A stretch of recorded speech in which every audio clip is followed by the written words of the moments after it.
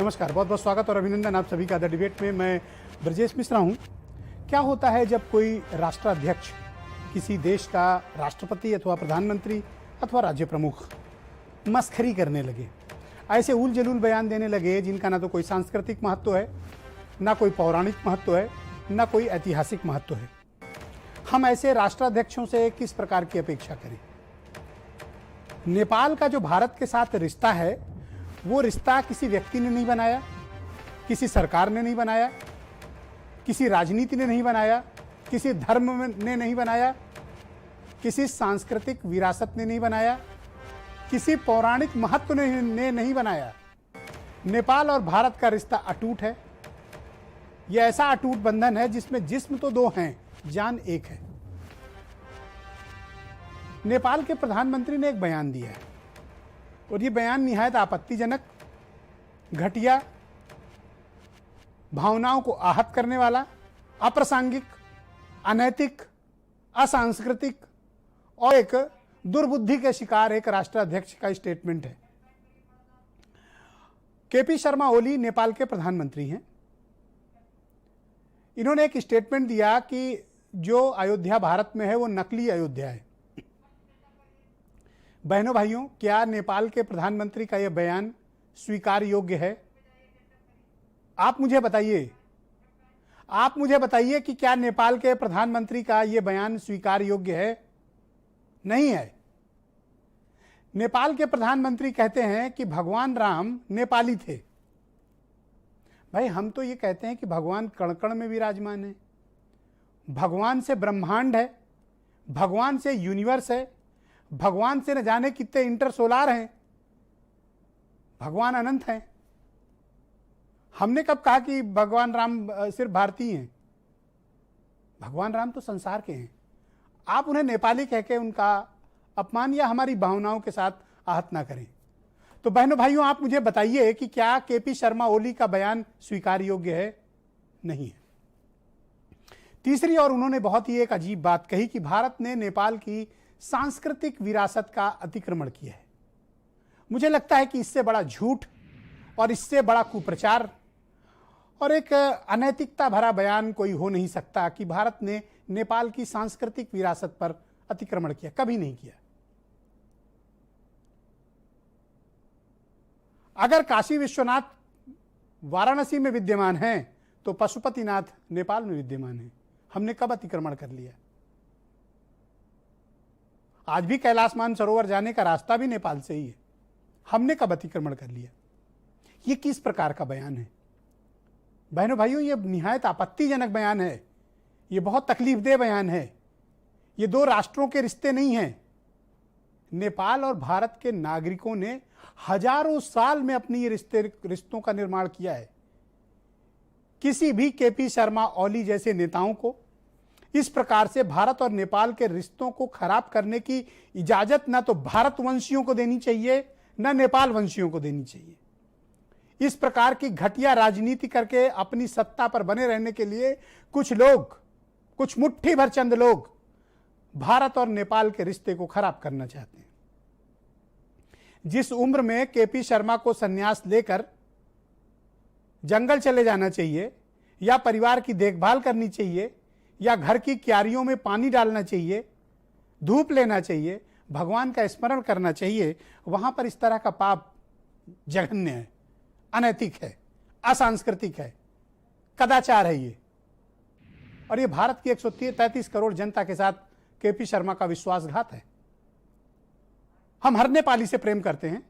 नेपाल के लोग भारत के हैं और भारत के लोग नेपाल के हैं।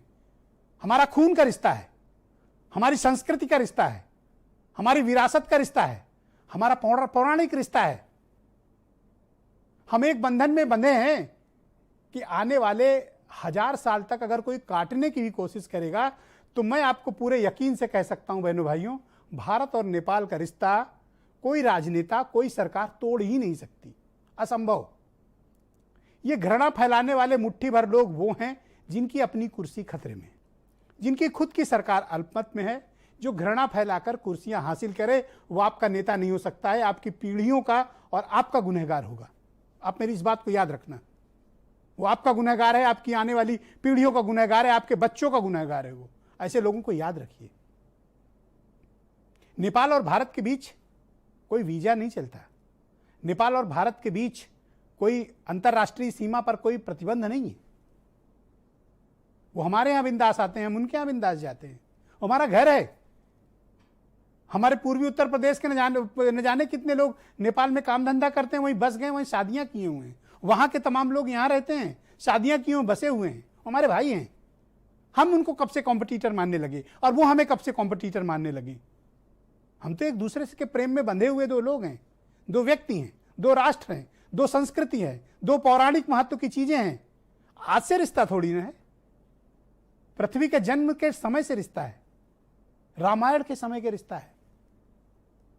और एक व्यक्ति, मेरे ख्याल से होगी 70-75 साल 80 साल की उम्र का व्यक्ति, जिसकी अपनी कुर्सी खतरे में है, वो रोज कोई ना कोई विवादित बयान भारत के खिलाफ देता। क्यों भाई? ये घृणा फैला के केपी शर्मा आपको मिलेगा क्या?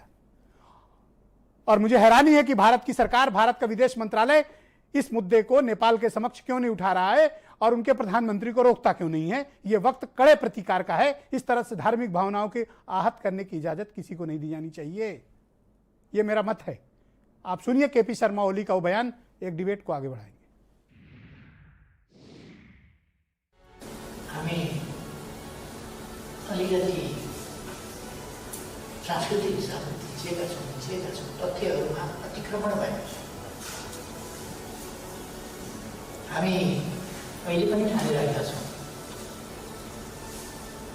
हामीले सीधा भारतलाई, भारतका राजकुमार रामलाई सिक्का दियौँ। भारतका होइन, अयोध्याका दिएका छौँ हामीले। अयोध्या भनेको वीरगन्जभन्दा अलिकति पश्चिमपट्टिको गाउँ हो। अहिले खडा गरिएको अयोध्या होइन। मैं नेपाली प्रधानमंत्री केपी शर्मा ओली जी के बयान की निंदा भी करता हूं, बयान वापस लेने की मांग भी करता हूं। हम सबके आराध्य देव भगवान श्री राम है और हर कोई जानता है कि अयोध्या से भारत की पहचान है, जो पूरी दुनिया के अंदर है। उनकी हरकतें जो बार बार हैं वो बड़ा ही दुर्भाग्यपूर्ण है, जो भारत के खिलाफ हैं।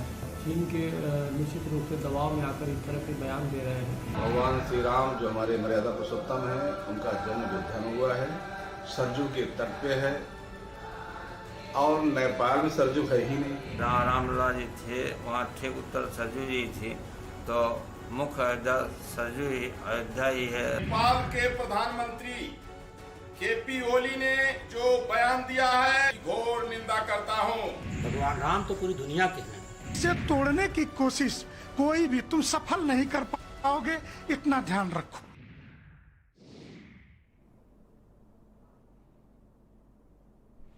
नेपाल के पूर्व प्रधानमंत्री हैं बाबूराम भट्टाराई।